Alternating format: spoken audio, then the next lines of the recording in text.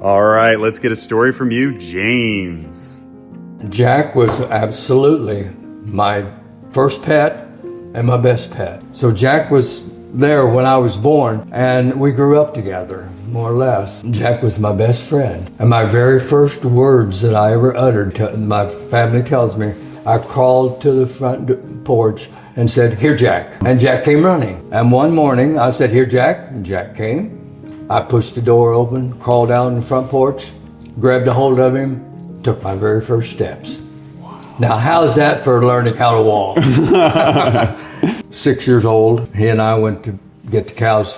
We had a 100-acre farm, and they were on the far end of it. Walked across this little creek, and when I started back, the water was just gushing. And I didn't realize it was dangerous, so I stepped out into it, and it was knocked me off my feet. And I was going down the stream, and Jack, recognizing I was in danger, jumped in the water and came to me. I grabbed a hold of him, and he took me to shore. I believe Jack kept me from drowning. And so Jack was my best friend until at age 13, Jack died.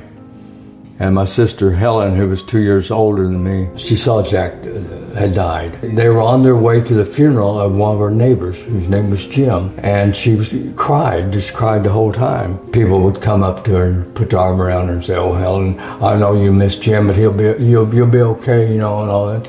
Helen has told me several times that I told him I wasn't crying because of Jim, I was crying because their dog died. She said they didn't know how to respond to that. Your story is worth sharing. Comment yours below.